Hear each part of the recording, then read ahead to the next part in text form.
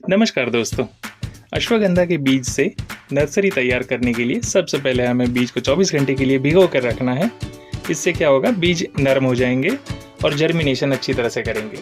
50% cocopeat, 50% vermi compost, इन दोनों को मिलाकर हमें एक सॉइल मीडिया बना लेना है। कम से कम 24 घंटे के लिए भिगो के रखे हुए ये बीज जो नरम हो चुके हैं, उनको हम ये सीडलिंग पॉट के अंदर ट्रांसप्लांट करेंगे।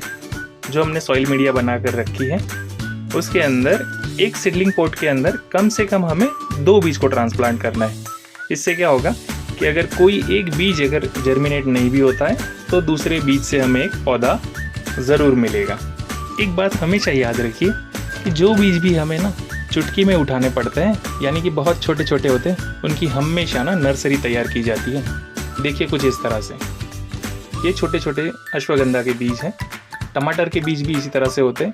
जिस भी बीज को हमें इस तरह से चुटकियों में उठाना पड़ता है ना, उनकी हमेशा नर्सरी तैयार की जाती है।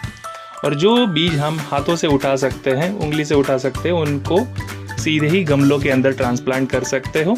ग्रो बैग के अंदर उनके जर्मिनेशन रिक्वायरमेंट के हिसाब से आप उन्हें ट्रांसप्लांट कर सकते हो। छोटे छोटे सीडलिंग पॉट्स के अंदर हमने 2-2 बीज रख दिए हैं। देखिए कुछ इस तरह से हर एक पॉट के अंदर हमने 2-2 बीज डाले हैं। इससे क्या होगा कि हमें एक पौधा तो ज़रूर मिलेगा। बीज को ढकने के लिए ऊपर से थोड़ी थोड़ी सॉइल हमें यहाँ पर डालनी है और हल्के हाथों से इसे प्रेस कर देना है। इससे क्या होगा कि बीज अपनी जगह से हिलेगा नहीं। और फिर हम इसे थोड़ा वाटरिंग कर देंगे। स्प्रेयर की मदद से या तो फिर स्प्रे बॉटल से हमें हल्का हल्का पानी देना है, बिल्कुल हल्का पानी देना है, जिससे कि बीज हमारा जगह से हिले नहीं।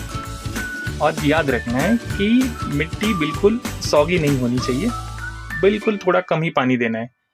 और फिर इन सीडलिंग पॉट्स को 2 से 4 घंटे की धूप मिले इस तरह से हमें किसी जगह पर रखना है। And here we go, check this result. 5 से 7 दिन के अंदर आप भी देख पाओगे कि आपके बीज इस तरह से जर्मिनेशन होना स्टार्ट हो जाएंगे। देखिए हर एक पॉट के अंदर बीज जर्मिनेट हुआ है। वाह।